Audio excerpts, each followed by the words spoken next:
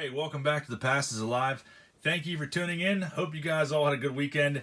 Tonight we are back once again with a weekend recap. Haven't done this series in a few weeks. Haven't really found too much, but this weekend changed that, and I picked up a decent amount of stuff, and it was a pretty rough last couple days, especially today, because once again we had to say goodbye to our beloved Honey Hole, favorite flea market and card vendor, shut down again as of today. With no telling if or when he'll ever be opening again. So that kind of sucked to put a damper on things, but I did manage to pick up a decent amount of cards and some other rare stuff too. We're going to go ahead and go over all that right now. Yesterday was pretty fun. Joe of Joe's Card Corral, our childhood best friend, and I went out to a bunch of places, flea market searching, card hunting, had a real good time overall. I don't get to see him too often, so that was pretty fun. And in the midst of it all, I picked up this super rare Greengate Mall annual meeting 1988 collectible wine bottle full of popcorn kernels. Now, if any of you guys watch my channel, you probably have heard me talk about Greengate Mall. If any of you are local, you definitely remember Greengate Mall. Very iconic place of our childhoods that is no longer there. It was actually demolished in 2003 to make way for a Walmart. But I'm not going to get into that. But pretty stoked. I can't imagine there being more than one or two of these still in existence. If that, maybe this is the last one left. But there's a guy that's kind of local that randomly has this stuff in his house that he comes across that he texts me and lets me know. So that was a pretty epic find because Greengate Mall stuff is very hard to come across. So I was really excited about that pickup. Next pickup, this was from a Fleetique Antique Mall in Blairsville. Came across this guy. And it's made by Ja Rule. It is the Fuzzy Face Homer Simpson. I'm sure a lot of you guys remember these from our childhoods. These were pretty popular back then. The magnetic pencil here, and you can give him a Hannibal mustache or whatever else you want, or any kind of hair on his head, as you can see demonstrated on the sides here. But Ja Rule is a cool company. These were like dollar store toys back in like the 80s and 90s. Real Ghostbusters made a lot of them. I definitely have quite a few of those. But I always thought these were pretty cool. And if I see them for a few bucks, something like this from like the 80s or 90s, is actually from 1990, I will definitely pick it up and resale on these. Typically, I think there's two on eBay right now for like 25 or 30 bucks. So I paid $3 for it, so not a bad find there. Always was a big Simpsons fan in my younger years. I have not seen an episode in a very long time now. And then the next pickup here, this was actually from a antique mall in Uniontown. Something I've never seen before, but for you Motu fans, He-Man numerical candle with 10 numerals inside. Pretty cool piece from 1984. This was $5, so I like novelty stuff like this, especially if it's only for a few bucks. I'll definitely pick it up every single time, and these usually go for about 20. So definitely loved Motu back when I was a kid. So if I see things for cheap, I definitely get them. And moving on to the baseball cards. Not a whole lot to show you guys, but we hit up Pittsburgh Stellar Collectibles with Victor. I'm sure you guys remember Eric's video he did on the store. Very, very awesome shop. Went back out there for the first time in a few months, and should be doing a video on it here pretty soon in the next, maybe even a few weeks, doing like an update video because he's got a ton of new stuff in, but got some singles there. I'm going to show those to you now, and they were great prices for these cards. But a 1978 Topps, Jack Morris starts it off here. This was a quarter. And usually I see this card, I don't know, you go to the National, you can usually buy this for like $1. Card shows a lot of times, or flea markets $1. I don't think I've ever bought it for a quarter before. So, and in pretty good shape too. Pretty sharp corners on this one. Centering is obviously off. But Jack Morris, rookie for a quarter. I will never ever turn that down. That was Pittsburgh Stellar Collectibles. Actually, this whole stack is. Second one, found this in a random box. And this is the iconic card that I'm sure all of us know, but the Billy Ripken F-Face card that we tried to find a few weeks ago in a Fleer box and came up short, found the black box version. But this is the F-Face Air card. Got that for $5. Could not turn it down. And now just ding the corners up. And then moving right along, I think this is $1 or 50 cents. Jose Ramirez 2014 rookie card. Did not have this one, I don't think. So I bought that. And then I was pretty stoked to find these in a random box, but a slew of Madison Bumgarner rookie cards. 2010 Upper Deck. I think these were all $1. And then his Bowman Draft pick. I think it's like a blue parallel.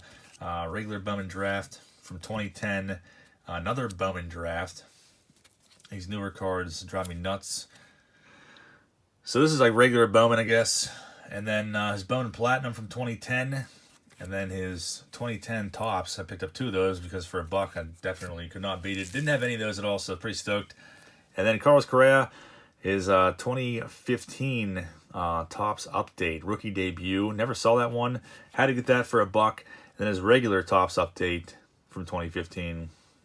Pretty stoked on that. And Joey Gallo's Top Update rookie. I think that was like $1 or less. And then the big one, I've been after this one for a while. I never see it. Javi Baez rookie from, 2015 Tops regular base series for $1. So I was pretty pumped about that. Thank you, Victor. You're the man. I really appreciate those deals. And I'll definitely be coming back down again sometime soon. Hopefully doing a video on it. But if you're in the Uniontown area, definitely check out Pittsburgh Stellar Collectibles. Tons of good stuff.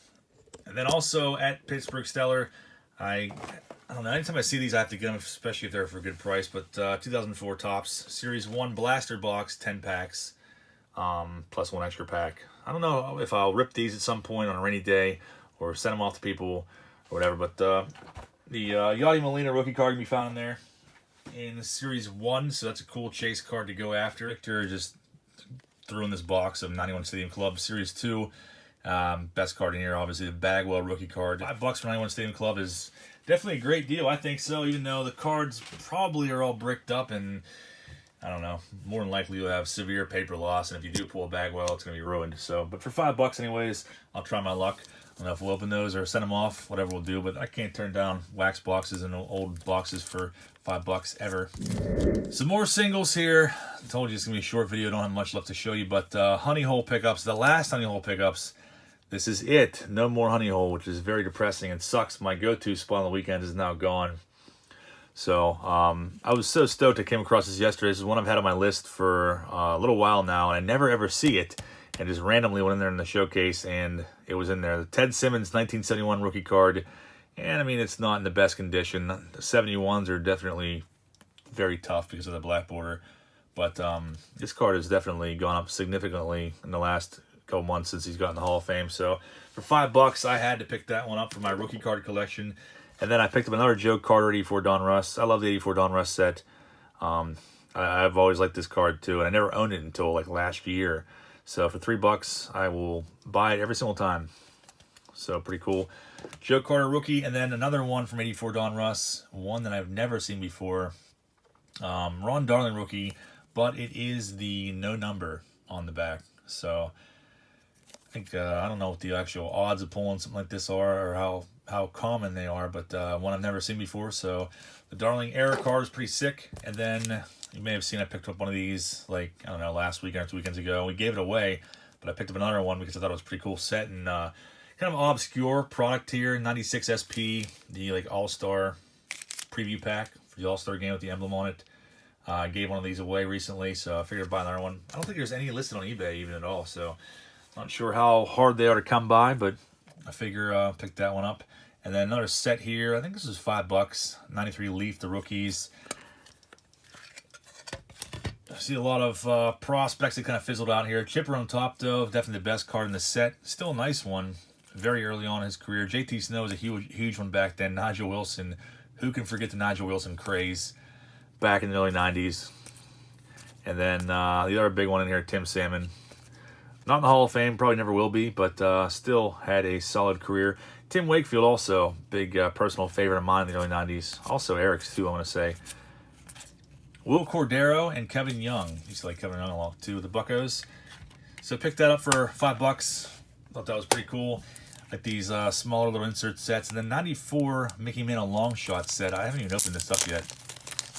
But I get stuff like this to give away here and there. But I don't know if I ever pulled one of these out of a pack. But this was $5. I figure the mantle alone is probably worth that. Kind of a white corner on the bottom left, but still very nice looking cards. Bagwell, Albert Bell, nice bonds. Look like refractors. Canseco, Joe Carter, Delgado. Same exact picture from his 93 upper deck. Pretty weird. Cecil Fielder, Cliff Floyd, Juan Gonzalez. There's a nice Griffey. Beautiful looking Griffey there. Dave Justice. So a lot of stars and people's favorite players in here. Crime Dog. The Big Mac. I want to say I did have that card as a kid. Dean Palmer, Piazza, Manny, Tim Salmon, the Big Hurt, Mo Vaughn, and Matt Williams. In the year that he definitely would have broken the home run record, at least was on pace to break the home run record before the strike. So I figure for $5, couldn't pass that insert setup. Pretty cool one I don't see very often. So picked that one up. And then this Manny PSA 9, it's an OPG. This is $5. Anytime I see, like, you know, early 90s rookie cards like this, if they're like a high grade 9 or 10s, for $5, I'm going to buy them every single time. Then last, 1990 Bowman.